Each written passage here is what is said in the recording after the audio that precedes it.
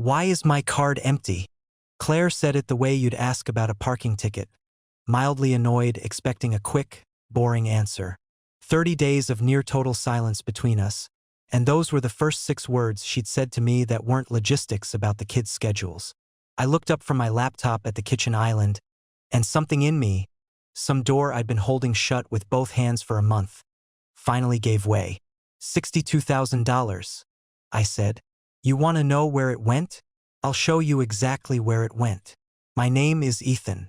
I'm 42, and I'm a forensic accountant, which is a fact that would become almost cruelly ironic over the following weeks, because it means I spend my professional life finding money that people have hidden, and I spent a month discovering my wife had been hiding it from me in our own house.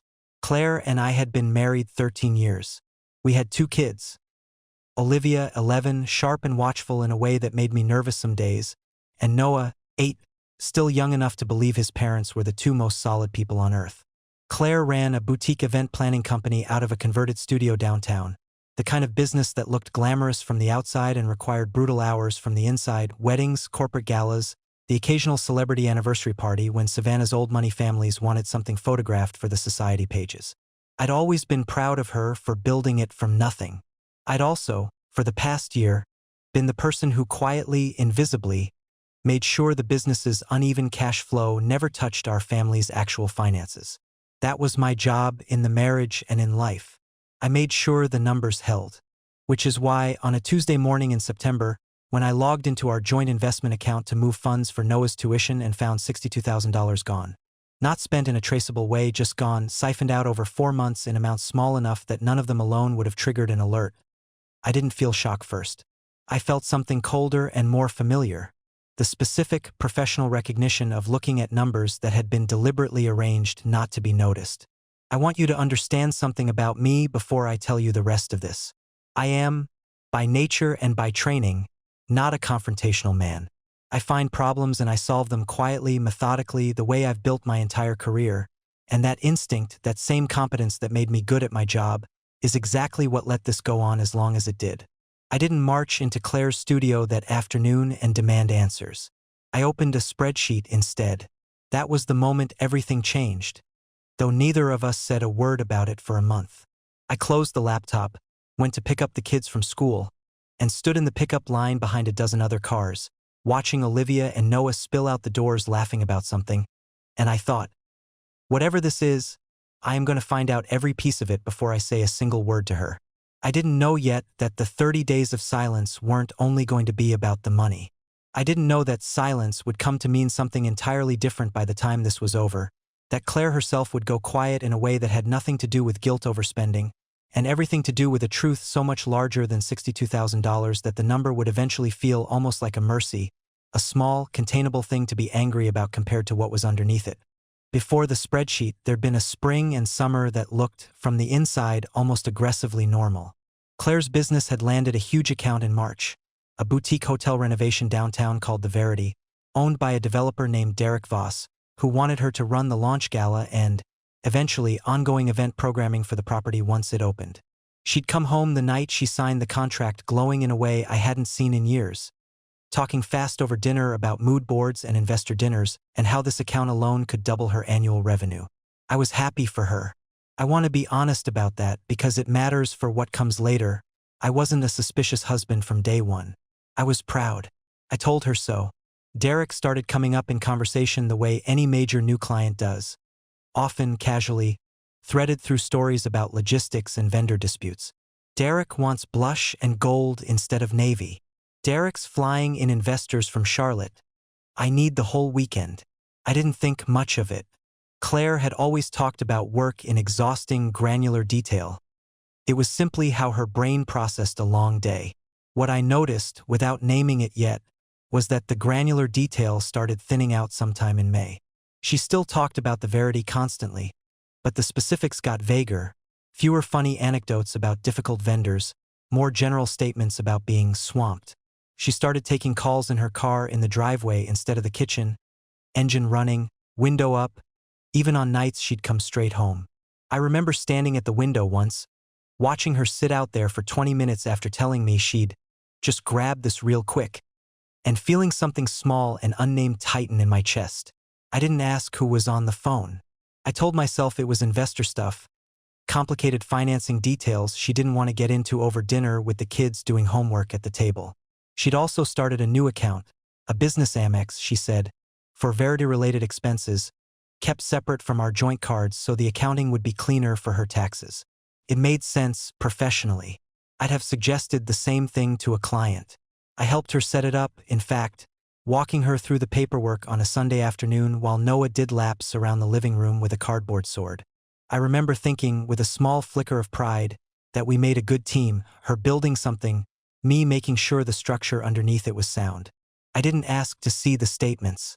That was mine to ask, and I didn't, because asking felt like an insult to her competence, and some part of me, the part I'd call now my real blind spot, genuinely believed that trust meant not checking.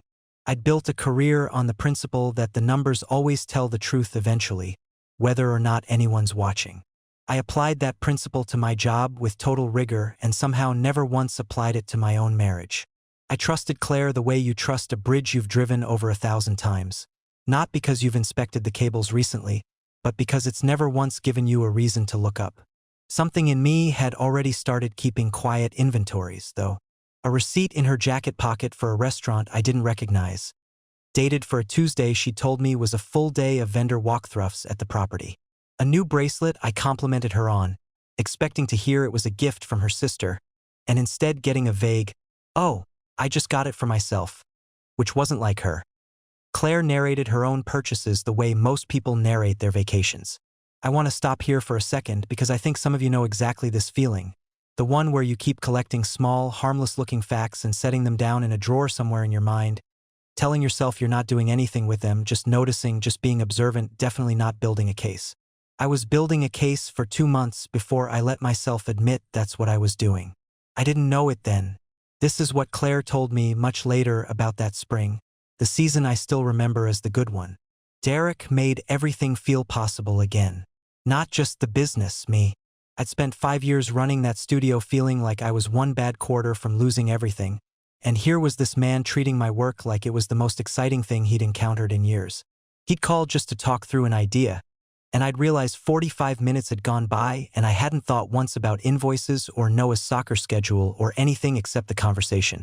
I told myself it was just business excitement. I told myself that a lot that spring. That's what she told me.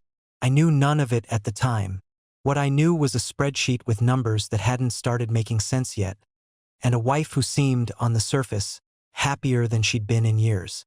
By July, the phone in the driveway habit had become nightly.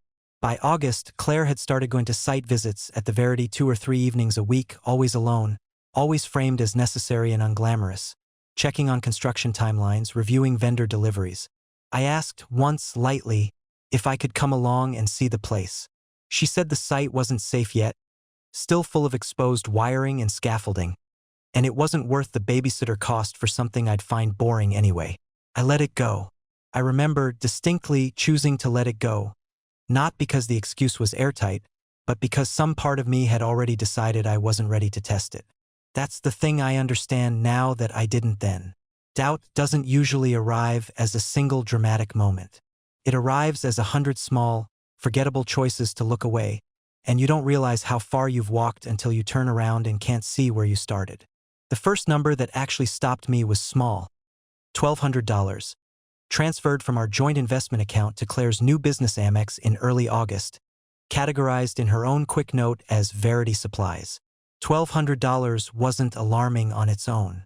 What stopped me was that I hadn't approved it, hadn't been asked about it, and this was the part that actually made me sit back in my chair. The transfer had been made at 11:40 at night from a device I didn't recognize logged into the account. I told myself it was her laptop, a different browser, nothing sinister. I checked the device history anyway, quietly, the way I'd check a client's ledger for an inconsistency too small to be an accident and too specific to be a coincidence. It matched no device either of us owned. I didn't say anything to her. I told myself I was gathering context before jumping to conclusions, which was true, professionally speaking, and also, I understand now, the exact same sentence I'd have told a client to justify not confronting an obvious problem sooner than they should have.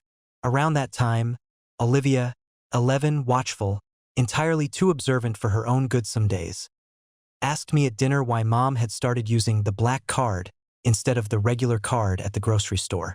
I hadn't known Claire was doing her own grocery runs on the business Amex. It was a small, mundane detail, and it landed harder than it should have, the way Emma's phone case comment landed for a friend of mine in a similar situation. A child noticing, plainly, something an adult had trained himself not to see. I told Olivia that was just for Mom's work stuff, honey, and I watched my own daughter accept an explanation I didn't fully believe myself. The credit card statement, when I finally pulled it in late August under the guise of doing our quarterly budget review, told a story that didn't match anything Claire had described to me. Not $1,200. Not even close. Over 4 months, May through August, nearly $40,000 had moved from that account in a pattern I recognized instantly from my own work. Structured transfers, kept just under reporting thresholds, timed irregularly enough to avoid looking automated. Someone had done this deliberately. Someone who understood, at least intuitively, how not to get noticed. I sat with that number for 3 days before I did anything at all. I want to stop here for a second because if you've ever found something that changes everything and then just kept living your normal life around it for a few days, cooking dinner, helping with homework, saying goodnight like nothing had happened, you understand exactly what those 3 days felt like. It isn't denial exactly. It's more like standing at the edge of a very tall building, understanding completely what would happen if you stepped off and simply not stepping yet. On the 4th day, I did something I'm not proud of, and I want to be honest about it because I don't think you should hear this story from a man pretending he handled every part of it well. I drove to the Verity on a Thursday evening, telling Claire I had a late client call, and I parked across the street and watched the building for 2 hours. I saw her car in the lot. I saw a black BMW pull in around 8, and a man I recognized from the company's website, Derek Voss, mid-40s, the kind of easy, expensive confidence that photographs well, walk in through a side entrance she told me was locked after hours for safety. I didn't go in. I didn't call her. I sat in my car in the dark, feeling something I didn't have a clean name for. Not quite jealousy, not quite fear, something closer to the specific dread of watching a structural crack you've been telling yourself is cosmetic finally start to spread visibly across a surface. Looking back now, that parking lot is the moment I should have called her name out loud, walked in, and asked directly. I didn't. Instead, I drove home and, for the first time in our marriage, genuinely lied to her, told her the client call had run long, when what had actually run long was my own capacity to keep pretending I didn't already know something was deeply wrong. That was the turning point, though it took me 2 more weeks to fully understand it as one. Not the discovery of the money, the decision in that parking lot to keep gathering instead of speaking. I told myself I was being careful, professional, thorough. The truer sentence was that I was afraid of what speaking would make permanent. By early September, I had pulled everything: bank records, the business Amex statements, a second, previously unknown account Claire had opened at a different bank entirely, one I only found because I recognized in her browser history one night while she was in the shower, a login page for an institution we'd never banked with. That account held the real number. Not 40,000. 62,000. Moved out of our joint funds over 4 months. Routed through Claire's business accounts and finally into an account with Derek Voss's name listed as a cosigner. I remember sitting at my desk at 2 in the morning with that final document open, feeling something in my chest go very quiet and very still. Not rage yet, not grief yet, just a cold, total clarity, the specific feeling of a bridge inspector finding the crack that explains every strange sound the structure has been making for months. I understood, sitting there, that I hadn't been slowly losing my wife to an affair. I'd been slowly losing our family's financial foundation to something with a cosigner's name attached to it, and whatever the emotional relationship was underneath that number. The number itself was undeniable, documented, and mine to act on. I didn't confront her that night. I made a decision instead, the same kind of decision I'd make on a fraud case at work. Gather everything. Understand the full architecture before you move. I didn't yet know how much larger that architecture actually was. The next 3 weeks were the strangest of my life. A period where I went to work, coached Noah's Saturday soccer games, helped Olivia with a science project on erosion, and came home every night to sit across from Claire.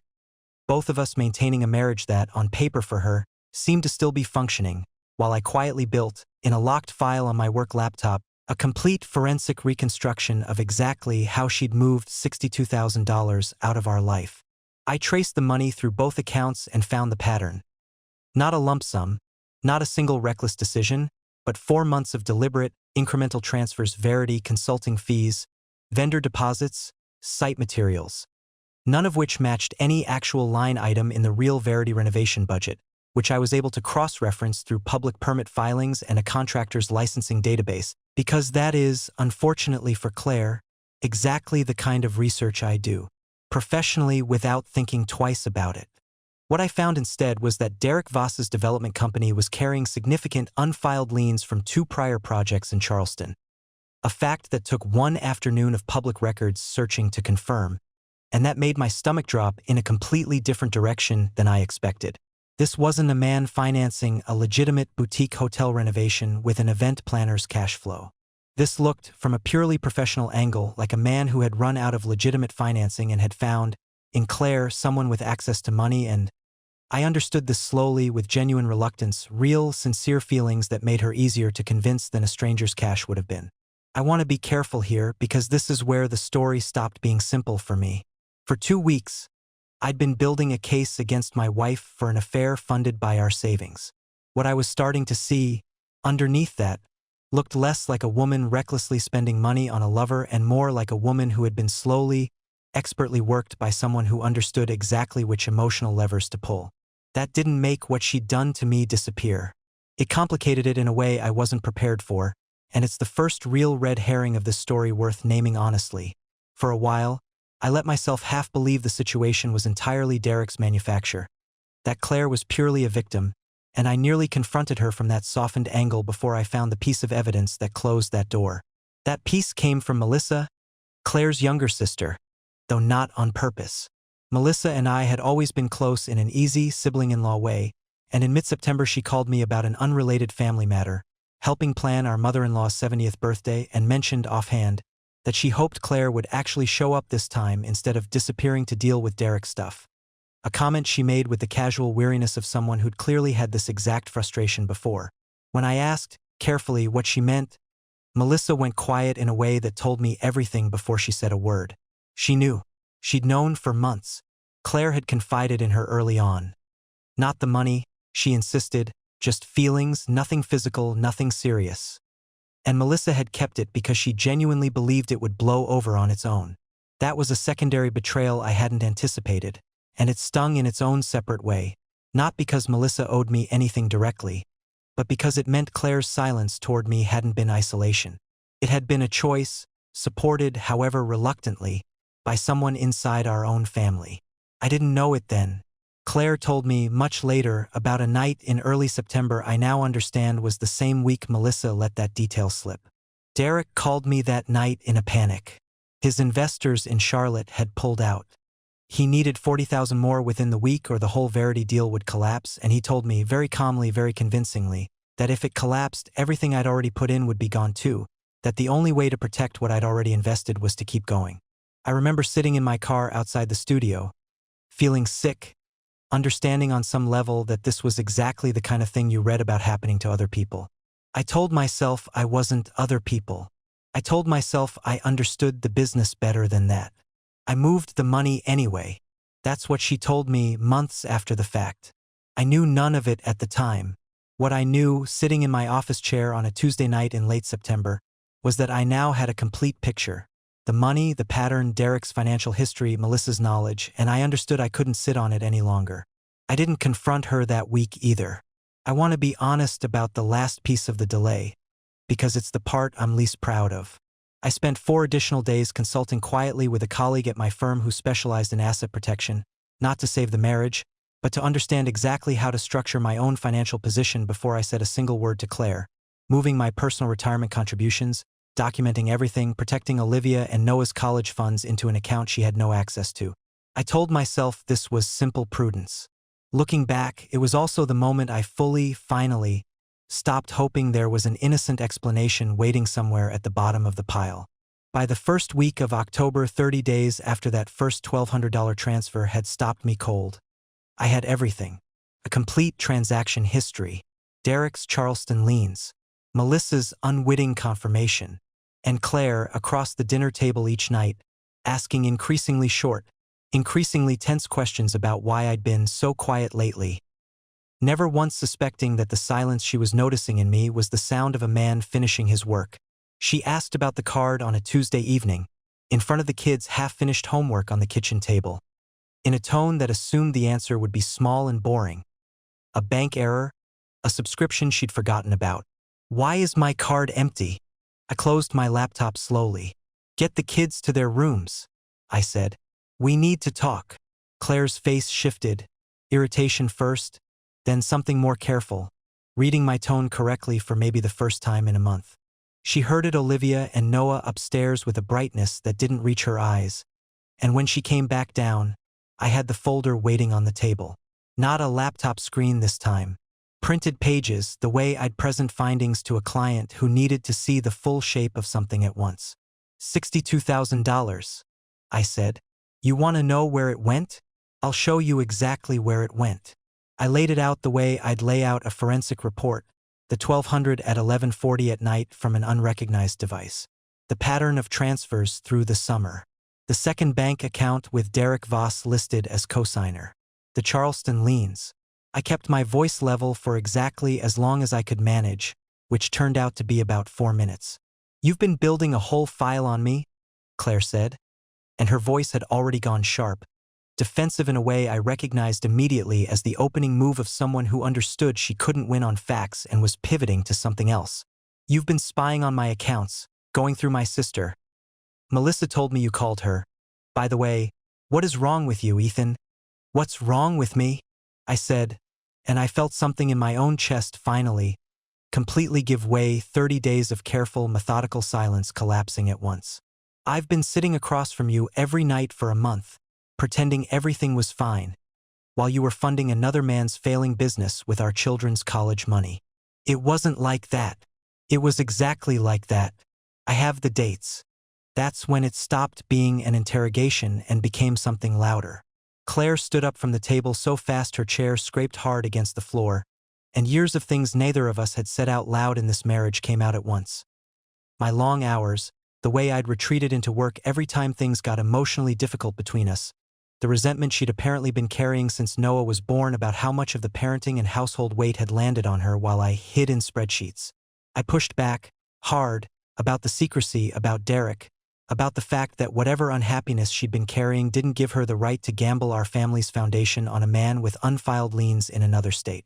You don't even care about me? Claire said, voice cracking into something raw and furious. You care about the account balance. You've cared about the account balance more than you've cared about me for years. And the second I found someone who made me feel like more than a line item, you want to act like I'm the villain of this whole story. You are the villain of this part of the story, I said. I didn't move $62,000 out of our life without telling you. It went on like that for the better part of an hour. Old grievances flooding in alongside new ones. Both of us saying things we couldn't take back. Claire's voice rising and breaking and rising again. Mine going harder and colder in a way I didn't fully recognize in myself. We stopped, both at once, at the exact moment we heard the floorboard creak at the top of the stairs. Olivia, standing there in the dark in her pajamas, having clearly heard far more than either of us wanted her to. Claire and I went silent in the same instant, the fight draining out of the room like water through a cracked foundation. Both of us suddenly, completely aware of what we'd just done in front of our own child's bedroom door. I walked Olivia back to bed. When I came back downstairs, Claire was sitting at the table again, quieter now, the anger burned down into something closer to exhaustion, and something in her posture told me the next thing that came out of her mouth wasn't going to be another deflection. You want to know everything, she said. Fine, I'll tell you everything. She finally spoke. This is what she told me. It started small, genuinely small, in my head at least. Derek made me feel like the most interesting person in every room. And God, Ethan, I hadn't felt that in years. Not because of you specifically, just because of life, the studio, the kids, the sheer grinding sameness of every day. The first time I moved money without telling you, it was $1,200, and I told myself it was a bridge loan, that Verity's success would pay it back tenfold, that I was investing in my own business's biggest client, not doing anything wrong. Then he called that night in September, panicked about Charlotte pulling out, and I moved $40,000 more because I told myself the alternative, losing everything I'd already put in, was worse. I knew, somewhere underneath all of it, that I was lying to myself. I just got better at not looking directly at that knowledge. I was terrified constantly of you finding out, of the business collapsing, of who I'd become. There were nights I'd come home and look at Noah's spelling tests on the fridge and have to look away, because I couldn't reconcile the woman making sure he studied his words with the woman who just wired another $5,000 to a man who wasn't my husband. I tried to stop twice. Both times, Derek told me pulling out now would mean losing everything already invested, and both times I believed him, because believing him was easier than admitting I'd been conned by my own loneliness. The word conned hung in the room longer than anything else she'd said. I asked her, carefully, what she meant by it, and something in her face changed. Not defensiveness this time, something closer to dawning horror. I called him after you showed me the liens, she said quietly. Just now, while you were putting Olivia back to bed. He didn't pick up.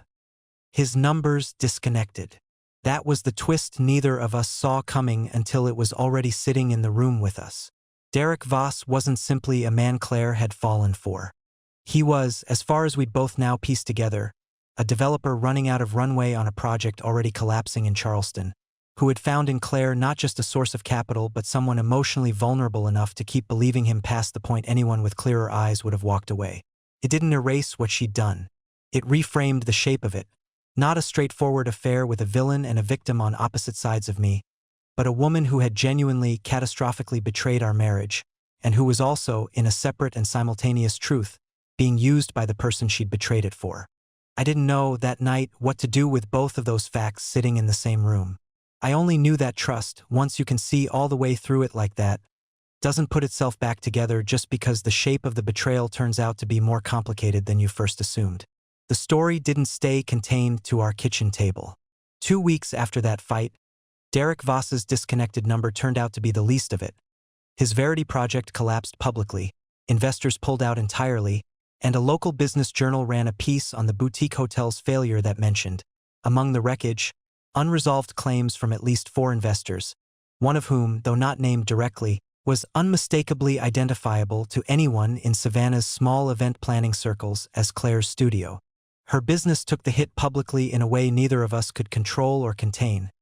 Clients quietly canceling contracts, a wedding venue backing out of a partnership 2 weeks before a major event, the specific, humiliating scandal of a small city where everyone eventually knows everyone else's business.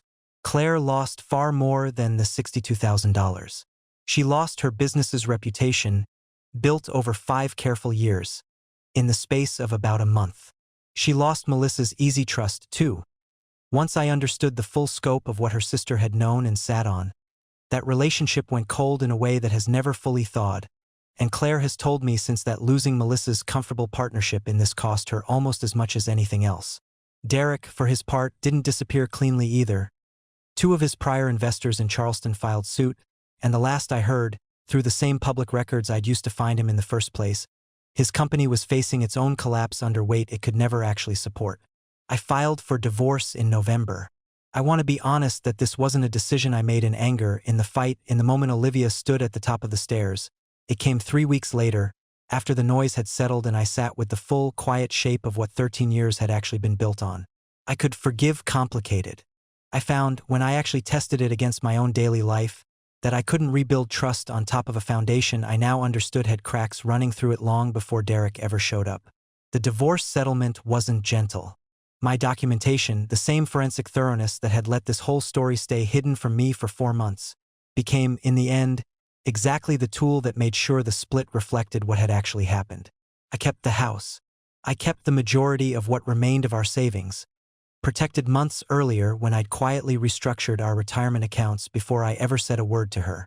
Claire kept her studio, rebuilding it slowly, painfully, from a client base that took nearly 2 years to trust her again. It wasn't a clean, satisfying justice. It was simply the accurate one.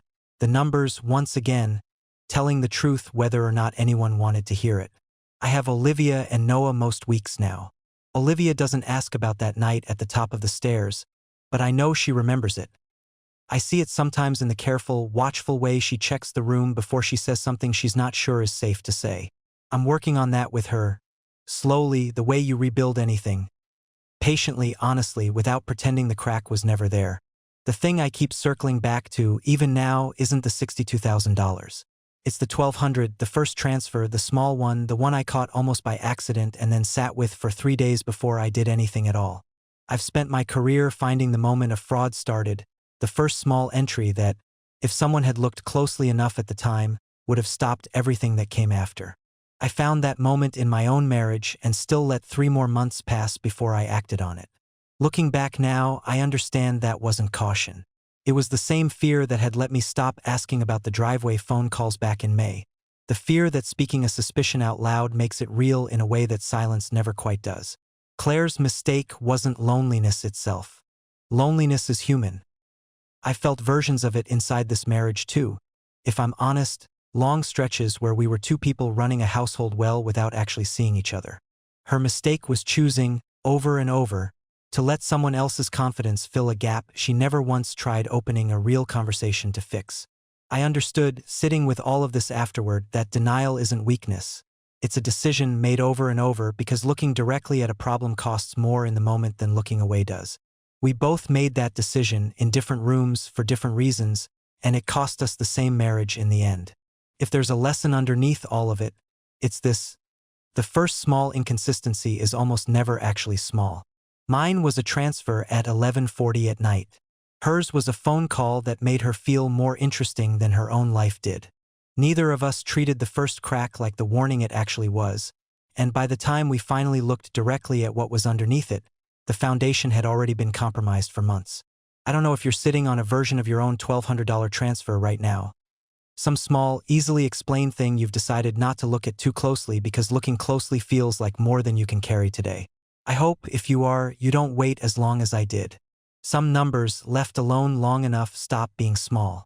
If any part of this found something true in you, a moment you noticed and chose not to look at, a person who let you down in a way you're still carrying, I'd like to hear it. Drop one word in the comments that describes it. And thank you, genuinely, for staying with this one to the end. It's not an easy story to tell, but somehow it's a little lighter telling it to you.